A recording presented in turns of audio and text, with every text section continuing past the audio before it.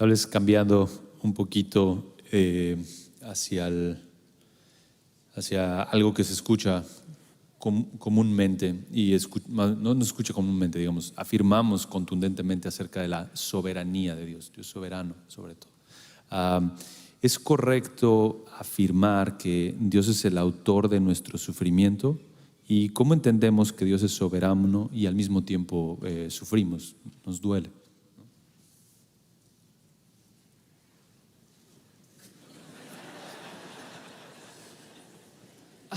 O sea, Dios no es el autor del pecado ni de sus consecuencias. Entonces me pone muy incómodo usar esa palabra, que Dios es autor de nuestro sufrimiento.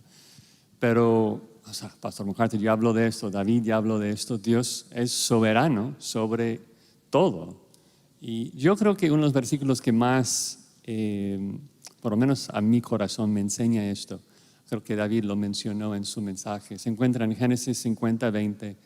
José, al final de su vida, después de todo ese sufrimiento, la forma que él se consoló fue, para leerlo exactamente, dice: ustedes lo pensaron, vosotros lo pensaste. Estoy muy mal con esas conjugaciones, pero lo pensaste para mal. Y luego, lamentablemente, las versiones, creo que todas las versiones en español, lo traducen algo como Dios lo tornó en bien o Dios lo transformó en bien. Reina Valera dice: vosotros pensaste mal contra mí, mas Dios lo encaminó a bien.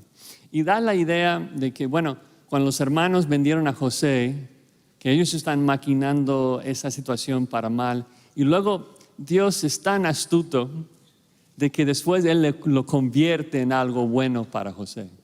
Pero en hebreo es exactamente el mismo verbo: pensaste y encaminar.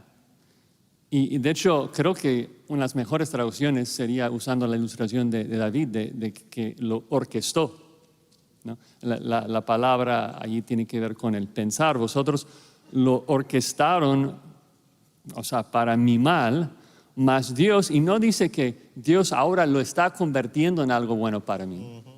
Dice, pero Dios lo orquestó para mi bien, simultáneamente. O sea, ustedes tratando de hacerme mal, pero en aquel momento, en el pasado, yo reconozco que Dios es quien me vendió a Egipto. Dios estuvo en eso. ¿Cómo funciona ese misterio de que Dios es soberano y obra en el mundo por medio de hombres caídos, usando su propia voluntad, y son responsables por eso? Nosotros no comprendemos esto. Pero sí, la Biblia es clarísima de que Dios es soberano sobre nuestro sufrimiento, y qué bueno. Exacto. Si yo tendría que sufrir bajo la mano de Satanás y sin un propósito bueno, eso sería totalmente desesperante. No hay esperanza en esto. La única razón que vamos a gozarnos en nuestros sufrimientos es porque sabemos que existe un buen propósito de conformarnos a la imagen de Jesucristo. De que estoy sufriendo, pero vale la pena, porque Dios me está conformando, Dios está forjando a Cristo en mí, y eso es lo que me da gozo. Podemos gozarnos en todo Santiago 1, ¿por qué? Porque sabemos que Dios nos está llevando a esa perfección, no porque nos gusta sufrir. No sé si todos saben, Alejandro batallando con cáncer este año, y doloroso, difícil, pero lo ves predicando cada domingo, lo ves fiel al Señor, porque sabe que vale la pena. Sí.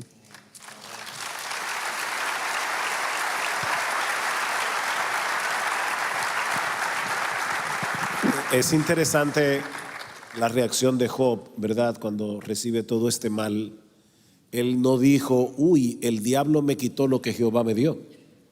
Él dijo: Jehová fue el que dio y Jehová fue el que quitó. Y uno sabe que el diablo estuvo envuelto en esto, pero es que ni el diablo está fuera de los decretos de Dios.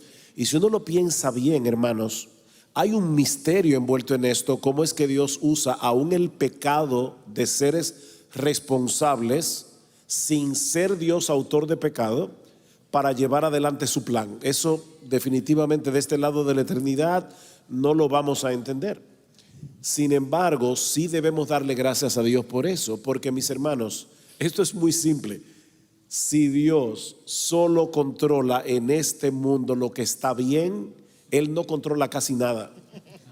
Lo glorioso de la soberanía es que Él lo controla todo. Y aún a través del pecado de los hombres, Él va a llevar adelante su plan soberano, como lo vemos en la cruz.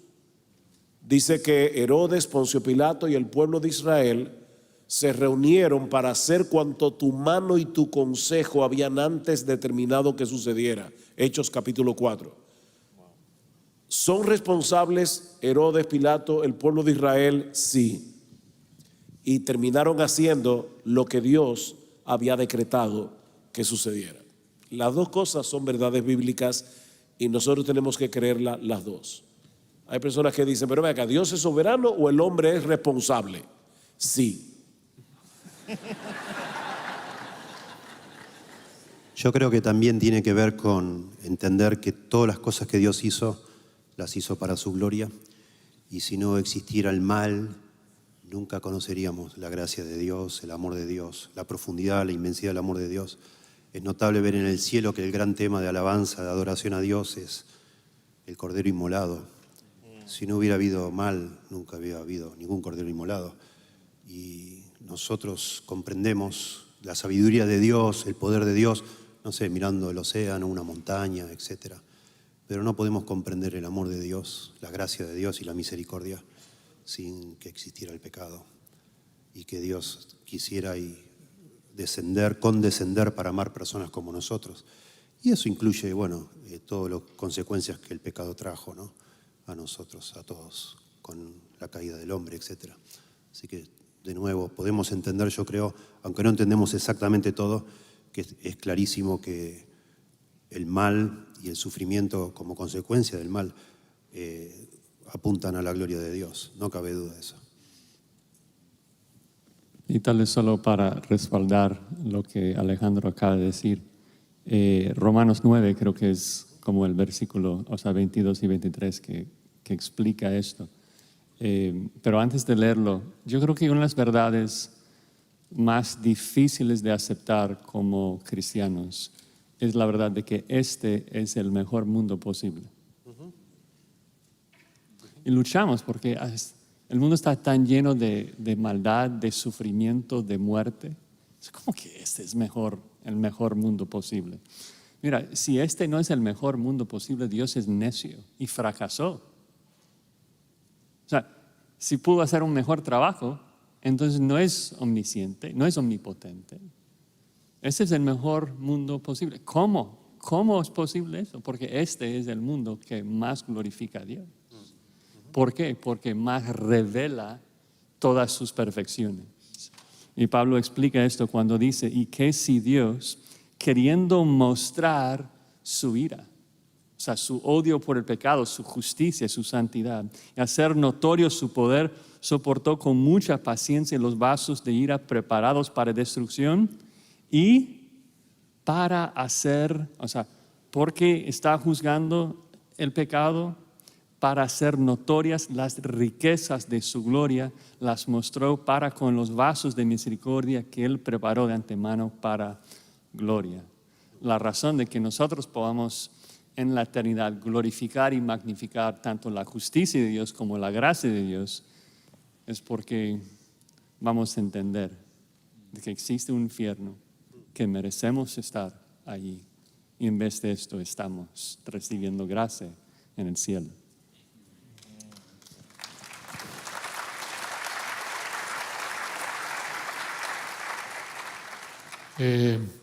Hace ya años, un hermano, S. Louis Johnson, que está allá con el Señor, pueden oír sus sermones ahí en línea, decía algo aplicando esto que creo que es muy útil, tomando el ejemplo de Job, el ejemplo de José, que lo que evitó que, por ejemplo, José se amargara contra sus hermanos, lo puedes aplicar a Job, lo que evitó que Job, como dijo Sugel ilustrando, ¿no? Lo que evitó que Job se concentrara en la situación, aunque dolió y tenía todas las señales de duelo, estaba sufriendo, fue que se mantuvo concentrado en el soberano, en la causa final, sin aprobar, sin ser el autor del pecado.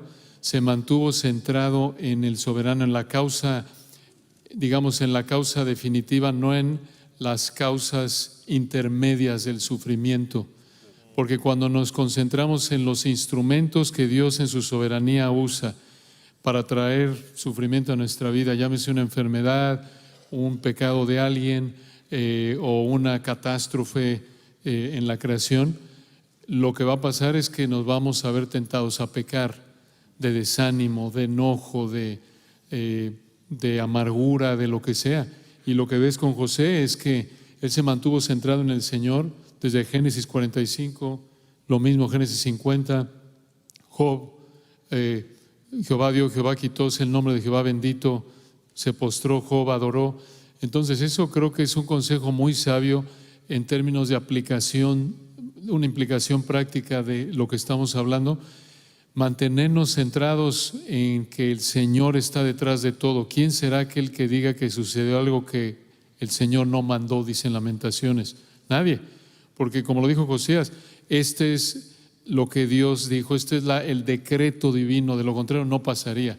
Esto es lo que Dios planeó desde la eternidad pasada, esto es lo mejor que puede pasar, la voluntad de Dios es buena, agradable y perfecta, y eso no niega que duele. Por eso Job lloró, gimió, pero aún así se mantuvo en adoración, y bueno, solo por la gracia de Dios podemos mantener ese enfoque.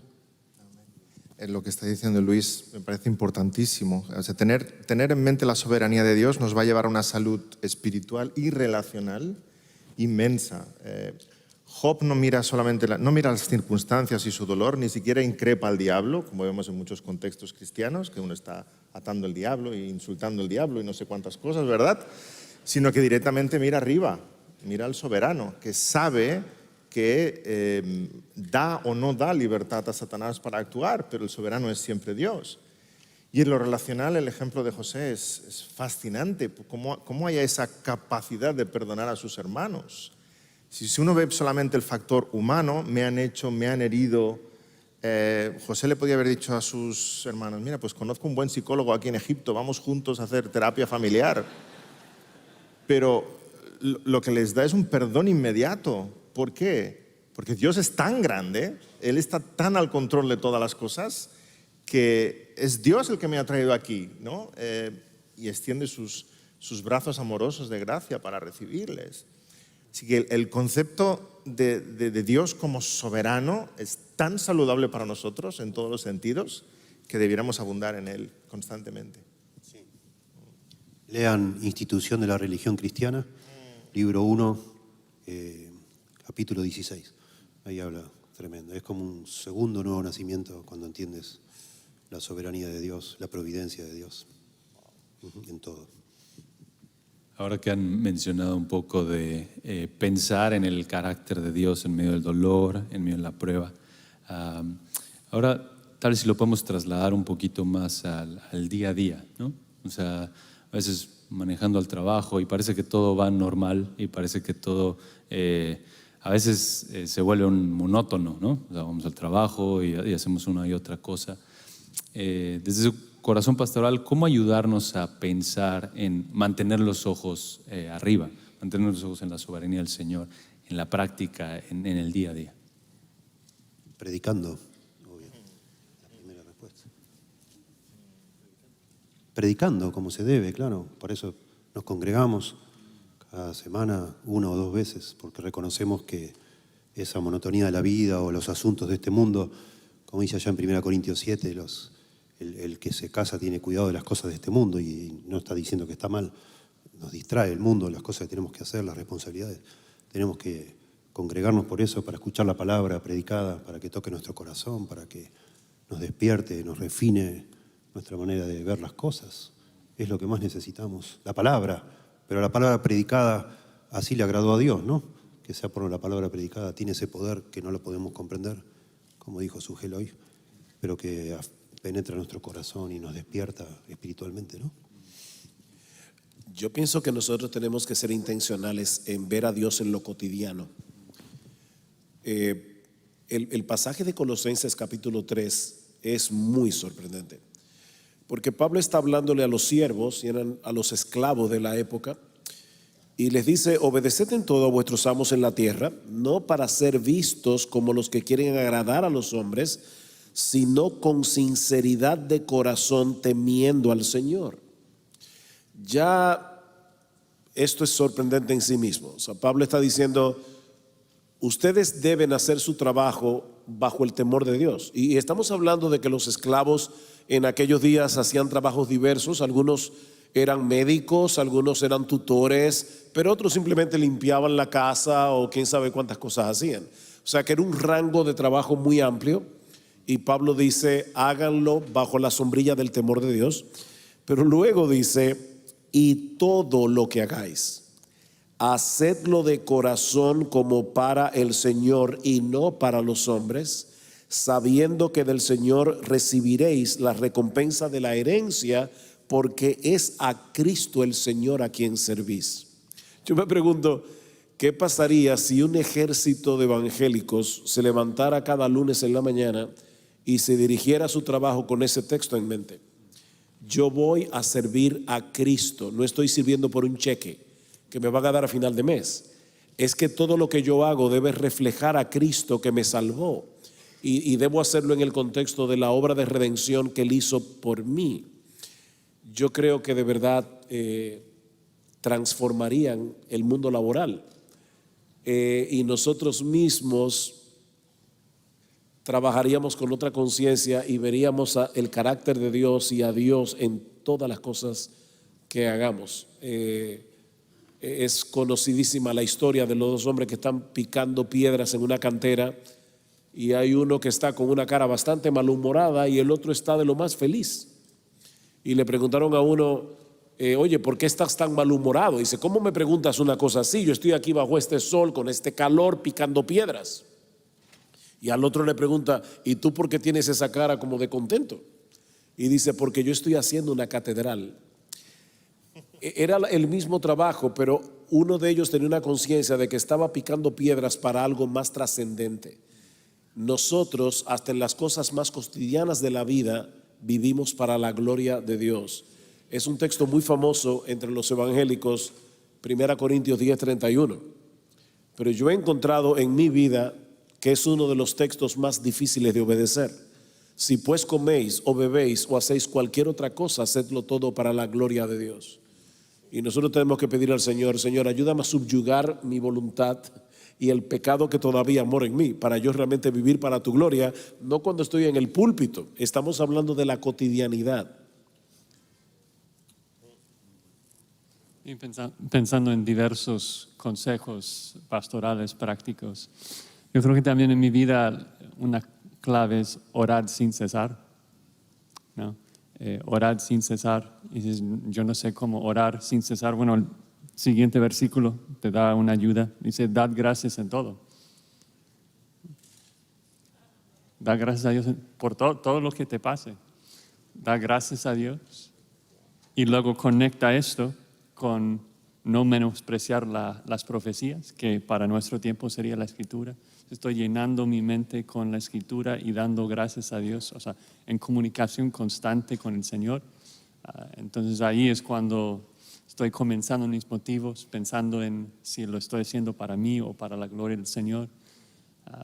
Mis días van muy bien cuando estoy orando sin cesar, y van muy mal cuando no.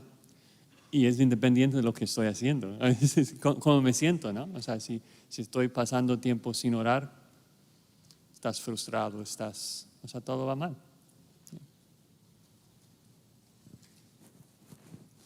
Gracias hermanos, mucha ayuda.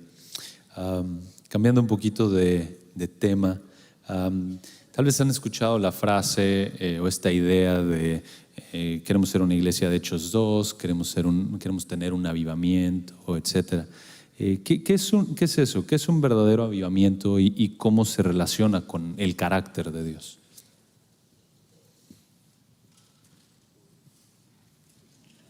El que habló de Jonás. David, tú predicaste de Jonás. Me tocó. Un avivamiento creo que está directamente relacionado con la fidelidad a las Escrituras. O sea, allá donde no haya la palabra no puede haber un avivamiento, ¿no? Y un avivamiento en sí significa un acercamiento al Señor. Vemos los avivamientos a lo largo de la historia y en la historia bíblica, ¿no? Se abren las Escrituras, se leen, el pueblo confiesa su pecado, hay un acercamiento, una confesión de pecado y un acercamiento, es una búsqueda de la santidad.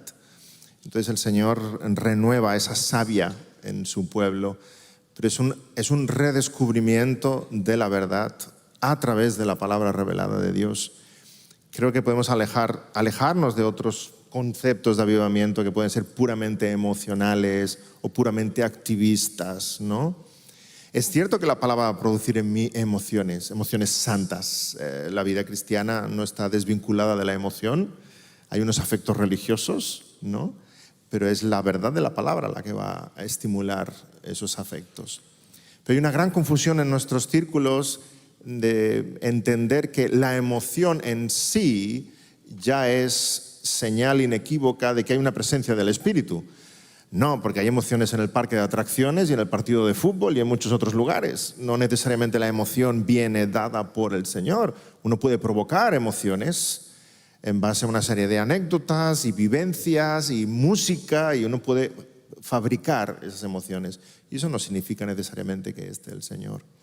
Un verdadero avivamiento tiene su raíz en la palabra, en el redescubrimiento de la verdad, por tanto, en la confesión de los pecados y en un acercamiento al Dios vivo. Sí. Y al final perdón, David, ibas a decir, te interrumpí. No, el viento sopla de donde quiere y oye su sonido, mas ni sabes de dónde viene ni a dónde va. Hechos, Jonás, no lo puedes fabricar, no hay una fórmula. Es el Señor el que decide, el Espíritu Santo, perfecto, bendito, decide, voy a hacer nacer de nuevo a esta persona, siempre a través de la palabra. Él de su voluntad nos hizo nacer por la palabra de verdad.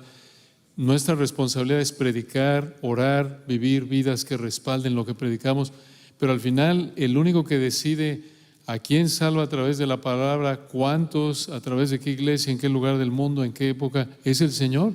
Solo el Señor es el que decide, Él es soberano.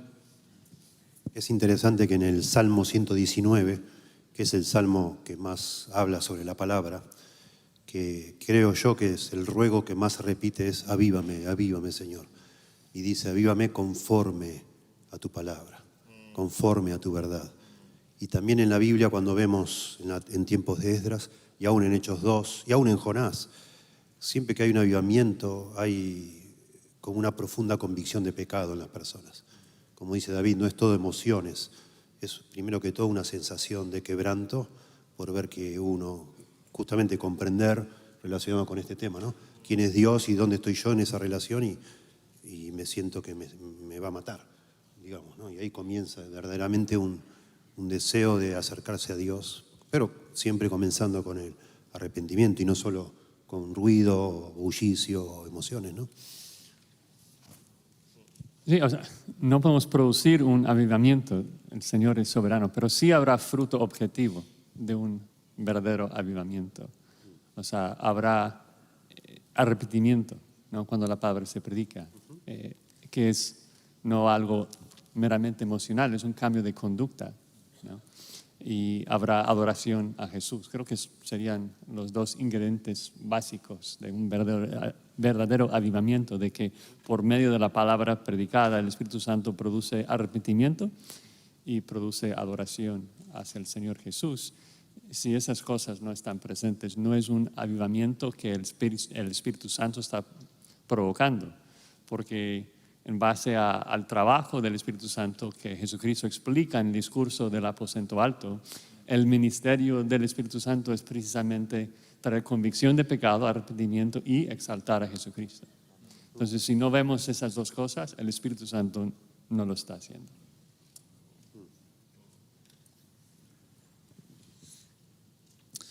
Hablando ahora del Espíritu Santo y el hecho de que, por supuesto, la tercera persona de la Trinidad, pero Dios es Espíritu.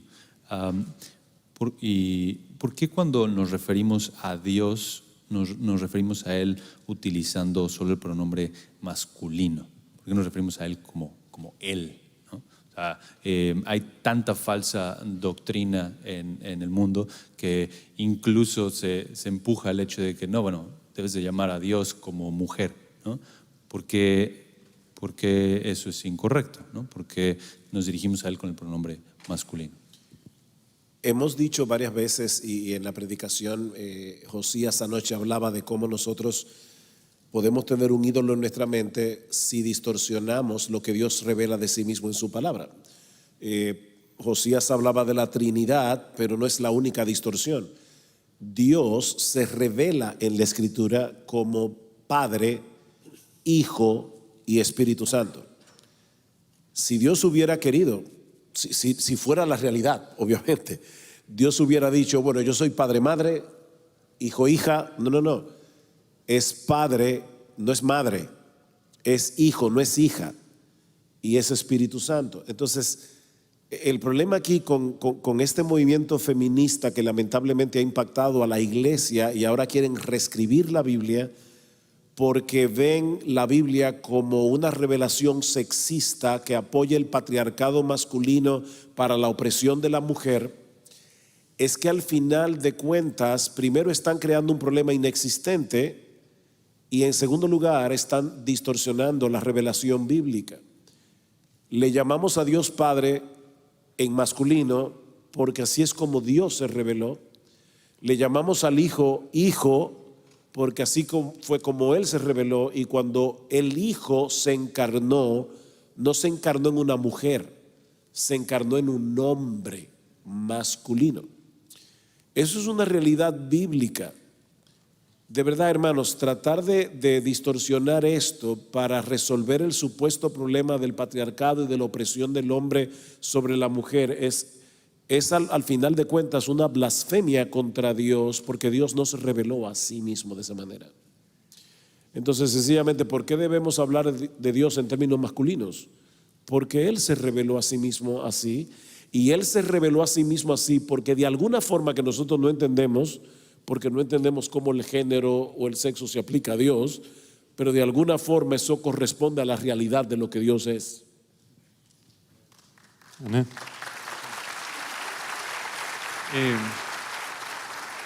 Solo iba a agregar, obviamente todos enseñamos de que el hombre y la mujer somos iguales en términos de valor delante de Dios.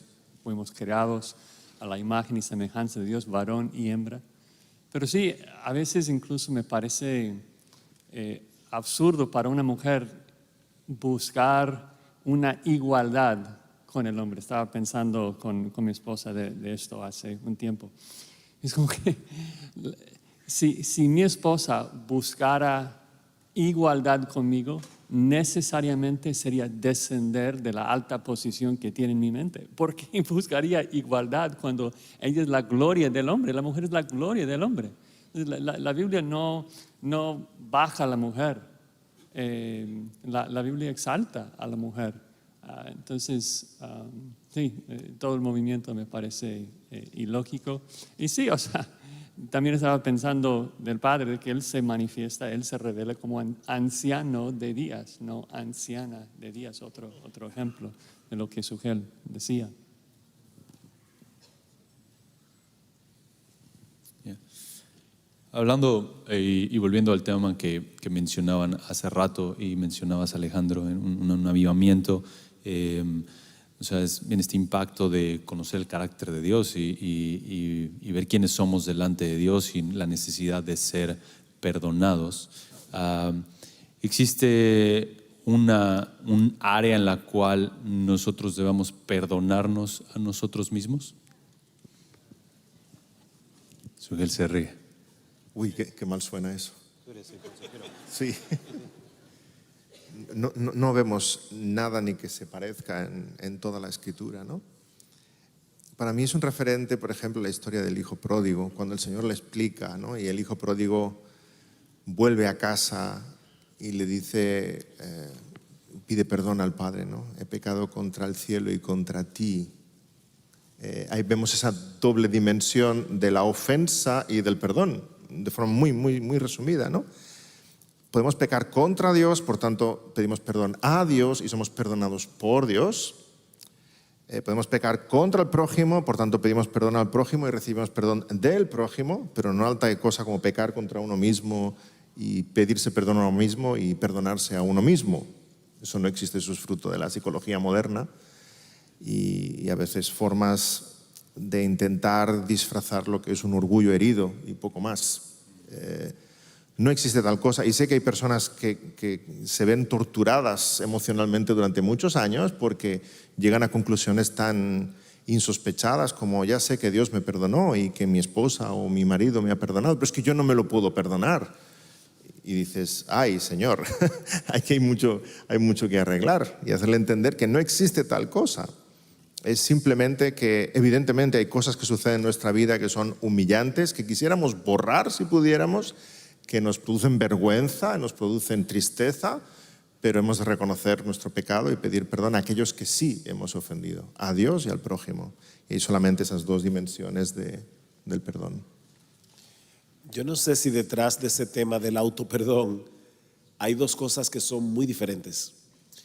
Muchas veces lo que las personas dicen que tienen que perdonarse a sí mismos es aceptar que son pecadores, que fallaron, que pecaron y dejar de ser orgullosos.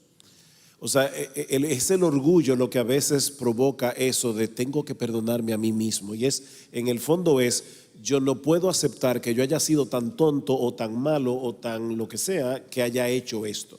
Bueno, sí somos lo suficientemente tontos, malos, pecadores para hacer un montón de cosas y debemos pedir perdón al Señor.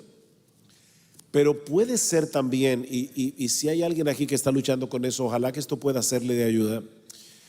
Puede ser que el problema esté en entender cómo funciona el tema de la culpa, el arrepentimiento y el perdón divino.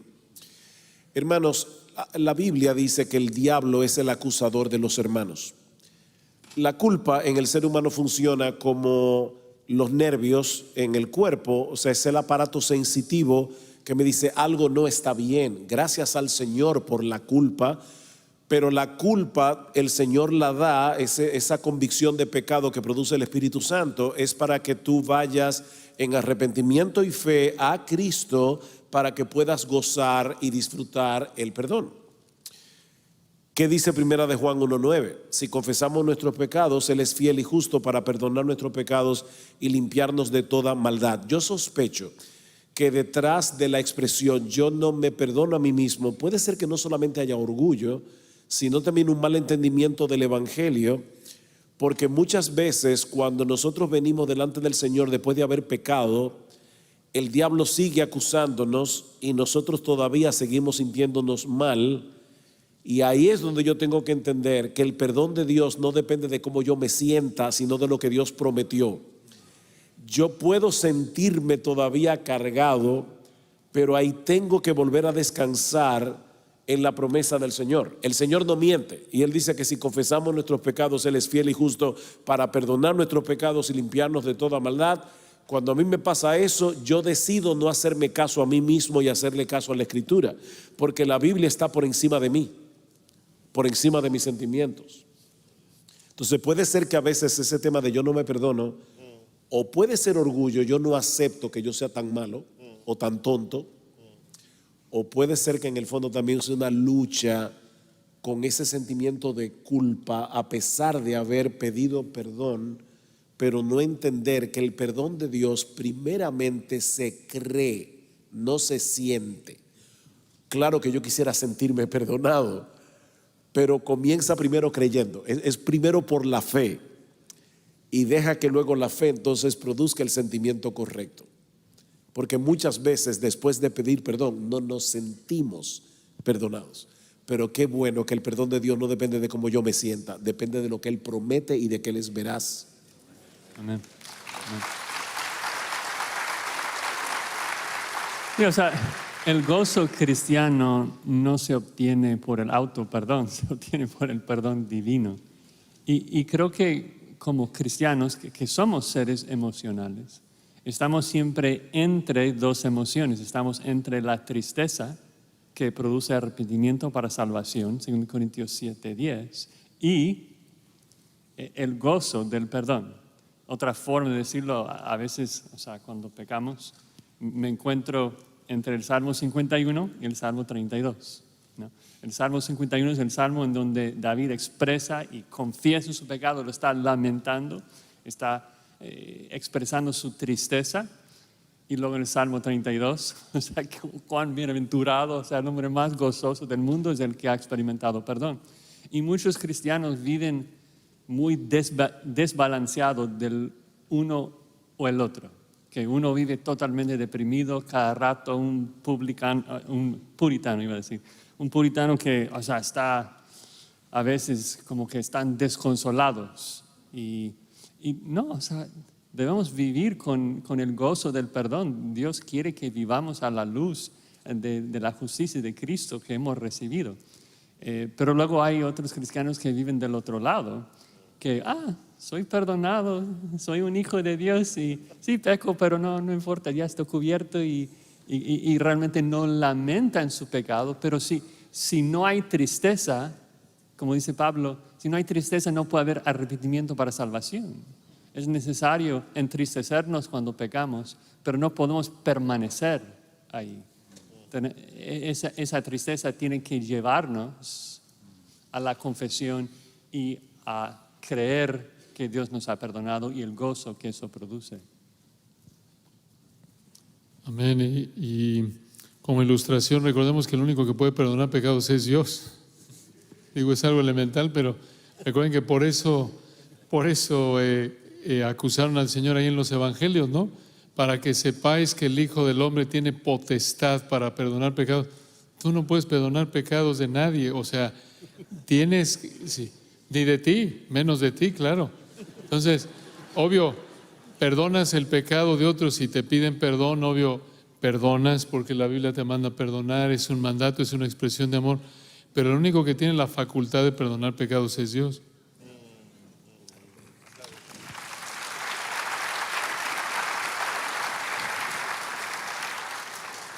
Salmo 51, contra ti solo he pecado. Gracias, queridos hermanos, de mucha ayuda. Gracias por su tiempo y por ayudarnos a pensar bíblicamente con estas preguntas. Y querido Josías, nos diriges en oración.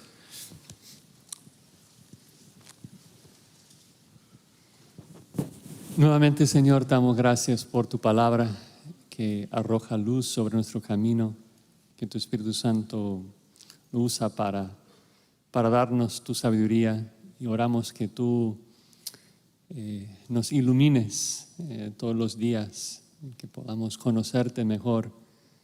Pero como hemos hablado, no solamente conocer una teología correcta de quién eres y tu gloria, sino que tu Espíritu Santo nos dé también la capacidad de obedecer, que nos dé la capacidad de adorarte y de vivir para tu gloria en nuestras vidas. Ayúdanos, Señor, queremos que tú te exaltes en nuestras vidas para la gloria de Cristo. Amén.